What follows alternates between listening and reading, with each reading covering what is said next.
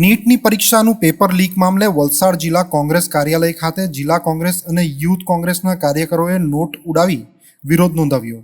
ભાજપ શાસિત પ્રદેશોમાં paper leak થવાના કૌભાંડો સામે આવતા કોંગ્રેસ દ્વારા ન્યાયિક તપાસની માંગ સાથે વિરોધ નોંધાવાયો। રાજ્યના નીટની પરીક્ષામાં થયેલી ગેરરીતિ અને પેપર લીક મામલે વલસાડ જિલ્લા યુથ કોંગ્રેસ અને જિલ્લા કોંગ્રેસ સમિતિ દ્વારા વલસાડ જિલ્લા કોંગ્રેસ કાર્યાલય ખાતે વિરોધ પ્રદર્શન રાખવામાં આવ્યું હતું, જેમાં કોંગ્રેસના કાર્યકરો અને યુથ કોંગ્રેસના કાર્યકરો દ્વારા રૂપિયાની નોટ ઉડાવી પેપર લીક મામલે વિરોધ નોંધાવાયો હતો। ભાજપ અને શિક્ષણ મંત્રીની હાય હાય બોલાવી હતી।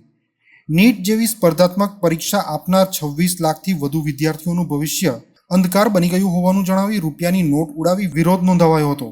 રાજ્યના 26 લાખથી વધુ વિદ્યાર્થીઓએ નીટની પરીક્ષાઓ આપી હતી, જે પરીક્ષામાં ગેરરીતિ અને પેપર લીક થયું હોવાનું ધ્યાને આવ્યું હતું। પેપર લીક કરનાર વ્યક્તિઓ સામે કડક કાર્યવાહી થાય તેવી માંગ કરી છે।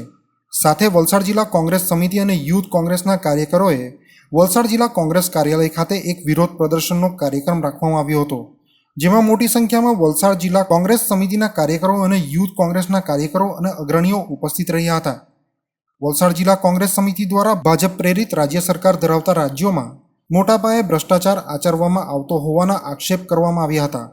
સાથે ગુજરાતના સેન્ટરોમાં અન્ય રાજ્યોના વિદ્યાર્થીઓ શા માટે પરીક્ષા આપી રહ્યા છે? આ વિદ્યાર્થીઓ લાખો રૂપિયા આપીને પેપર ફોડાવી પરીક્ષા પાસ કરતા હોવાના આક્ષેપો લગાવ્યા હતા। સાથે પેપર લીકની સીબીઆઈ દ્વારા ન્યાયિક તપાસની માંગ કરી હતી।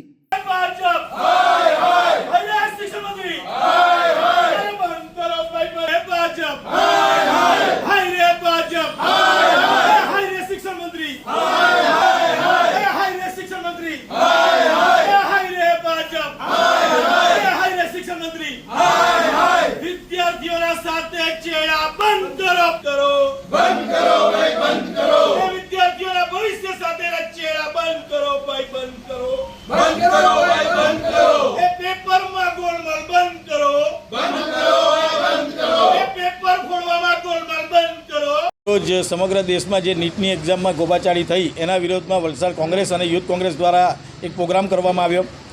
હવે ખાસ કરીને કહેવા માગીએ કે સમગ્ર દેશમાં નીટ જેવી એક્ઝામમાં 24 લાખ જેટલા વિદ્યાર્થીઓનું ભાવિ અંધકારમય થાય અને ભાજપ પ્રેરિત રાજ્યોમાં આ પેપર ફૂટવાના કાંડ વારંવાર થાય।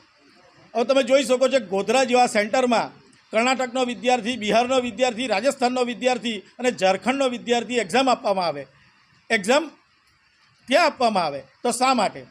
ફક્ત ને ફક્ત આ નીટની એક્ઝામમાં કરોડો રૂપિયાનો કૌભાંડ થયો છે અને 24 લાખ વિદ્યાર્થીઓના ભવિષ્ય અંધકારમય થયા છે। અને ખાસ કરીને કહેવા માગું એના લીધે બીજી બધી એક્ઝામ પણ પોસ્ટપોન થઈ છે। વિદ્યાર્થીઓએ કરેલી તૈયારીઓ, શિક્ષણ જગતનું નામ આ ખરાબ કરવાની કામ આ ભાજપની સરકાર કરી રહી છે, વિદ્યાર્થીઓના ભવિષ્ય સાથે ચેડા કરી રહેલી છે। હવે નીટ જેવી એક્ઝામમાં જો આ ભાજપ શાસિત રાજ્યમાં અને ભાજપની સરકાર આ રીતના ગોબાચાળા કરે તો વિદ્યાર્થીઓના ભવિષ્યનું શું? અને આટલા બધા રૂપિયાઓ આની સીબીઆઈ તપાસ થવી જોઈએ અને આગામી સમયમાં જો યોગ્ય નિર્ણય નહીં આવે તો વલસાડ યુથ કોંગ્રેસ, ગુજરાત યુથ કોંગ્રેસ, સમગ્ર યુથ કોંગ્રેસના તમામ હોદ્દેદારો ભેગા થઈને જ્વલંત આંદોલન કરશે। દરેક જગ્યાએ ગુજરાતમાં પણ 16, 18 જેવા એક્ઝામો કેન્સલ થાય, એમાં નામો બહાર આવે અને દરેક જગ્યાએ નાના માણસોને પકડીને એમને જેલમાં પૂરી દેવામાં આવે। પણ આની વચ્ચે મેઇન કોણ છે? કોણ આ રૂપિયા લઈને આ એક્ઝામો પાસ કરાવે છે અને કોણ આ રૂપિયાઓ લઈને આવી નીટ જેવી એક્ઝામમાં ગવાચાળી કરે છે? એનો મેઇન સૂત્રધાર કોણ છે? જ્યાં સુધી સરકાર આના સંક્ષિપ્તમાં નહીં જશે એટલે અહીંયાથી એક દેખાડો કરવામાં આવ્યો છે કે વિદ્યાર્થીઓના ભવિષ્ય સાથે ચેડા તમે પૈસા લઈને ન કરો। સાચા માણસ, સાચો વિદ્યાર્થી આમાં ખોવાઈ જાય છે અને જે રૂપિયાવાળો વ્યક્તિ છે, જે રૂપિયાવાળો વિદ્યાર્થી છે, જે ભાજપના સત્તા સાથે સંકળાયેલો વિદ્યાર્થી છે એ આગળ આવી જાય છે। એટલે ખાસ કરીને અમે કહેવા માગીએ છીએ આ રૂપિયા ઉડાડીને કે ભાજપ સરકારમાં ફક્ત રૂપિયાવાળાના કામ થાય છે, ગરીબ અને મધ્યમવર્ગીના કોઈના કામ થતા નથી અને આ તો કાયદેસર વિદ્યાર્થીઓ સાથે છેતરપિંડી છે અને સમગ્ર ભારત દેશના વિદ્યાર્થીઓનું ભાવિ અંધકાર કરવાની એક પ્રયત્ન છે। સાત બોગા પ્રદેશ યુથ કોંગ્રેસ મંત્રી।